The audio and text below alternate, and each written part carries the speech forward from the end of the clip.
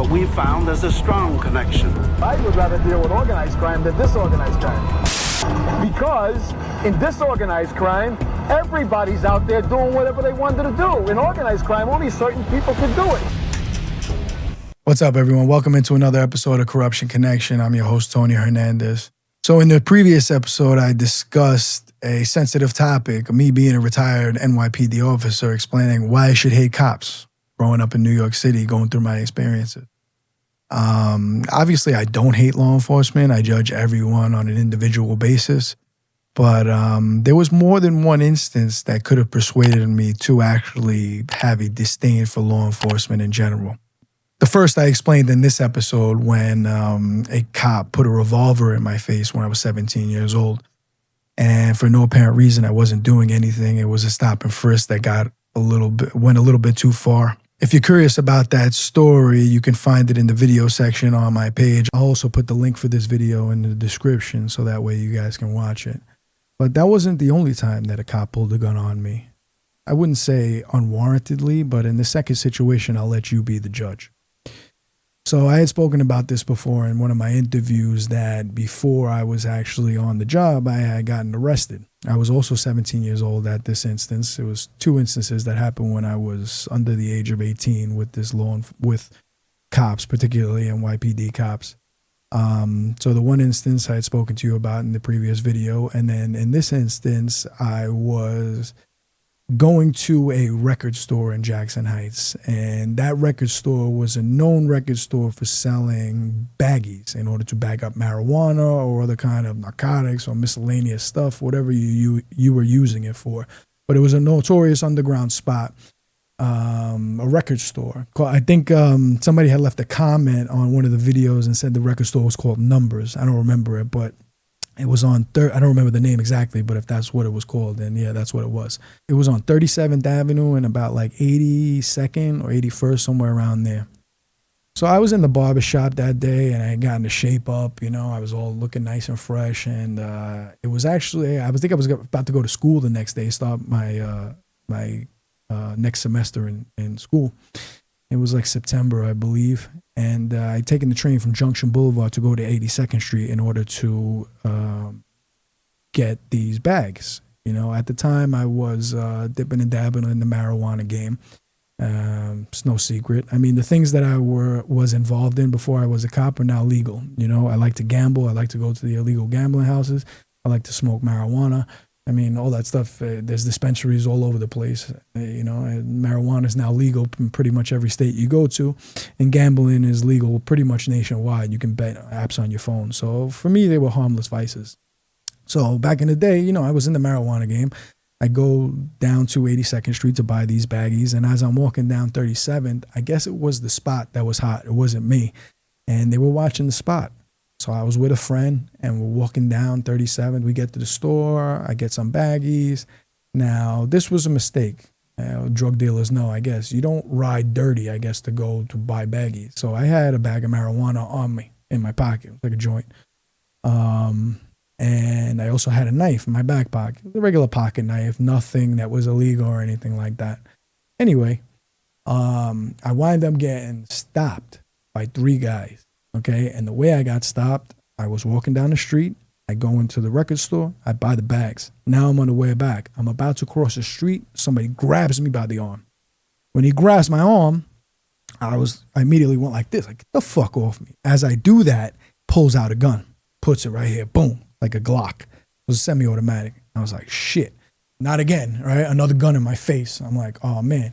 As he does that, I'm like, all right, I'm getting robbed. At the time, we had the cell phones, the Nextel, so I thought he would want that. So I kind of just went like this, like, go ahead and take it type thing. I did have like jewelry and stuff. I thought maybe he'd go for that, go for my pockets. But as he's pulling the gun out, he pulls his shield and he's like, police. I'm like, oh shit, okay. Before I can even move or do anything, I'm like, all right, you got it. Like, I thought I was getting robbed. So he's obviously in total control of me. There's a car. As soon as he turns me around, there's a car right there. Boom, throws me on the car. It was an undercover cop car. He just starts rifling through my pockets, going through everything, sees all the bags. He's like, what do you have on you that's illegal? Going through everything. And finally, He finds a bag of marijuana, puts the cuffs on me, got me for that. Then he finds a knife, you know, he called it SELA, which is Search Incident to a Lawful Arrest. He was able to go through my pockets and get all that. Looking back now and knowing what I know in regards to illegal search and seizures, I was illegally profiled, illegally stopped, and essentially illegally searched. The arrest should have been dismissed because they were all illegal terminology, fruits from the same poisonous tree. They all derived from the same incident. It was an illegal stop, which essentially led to an illegal arrest. I should have never been stopped. I wasn't doing anything bad when they searched me, technically for a stop and frisk. And I've explained this before in my episodes and other interviews, which a lot of cops get this confused, is you cannot just go run up on someone and stop and frisk them if you think they have drugs. The only way that you can run up and stop and frisk them is if you perceive something on their person which resembles a weapon or something that can do physical harm to the public. If you cannot correspond what you see in that person's bulge or pocket or this as a gun and be able to articulate that in a fashion where it makes sense. If you're not able to articulate that in an educational manner in order to demonstrate why you stopped that person or what made you think it looked like a gun, you cannot stop that person. It's not the way stop and frisk is written, and it's not the way it's supposed to be enacted. So whatever he arrests me, whatever he charges me with, misdemeanor, possession of marijuana, and a possession of a weapon, misdemeanor for a knife under 4 inches. It was just a pocket knife. Everything was eventually knocked down to a violation. But again, my lack of knowledge and my lack of advice, I guess, from the right people, I was told to just forget about it and swipe it under the rug. If I were to pursue a lawsuit for a legal arrest against the New York City Police Department, I most likely would have never been a cop. So things have a strange way of working out. But yeah, that was definitely another situation that could have dissuaded me from being a police officer or just make me turn against cops in general and kind of just hold a resentment towards them. Thank God I was able to get past that. That arrest kind of brought everything into perspective in my life of where I wanted to go. It didn't scare me straight, but it kind of just made me not want to be so reckless about what I was doing, you know, where I was running around. You know, I kind of had to lock it up a little bit. Yeah, so that's what happened, you know. Well, what's your guys' opinion? Would you hate cops after that? Would you even want to be a cop after that?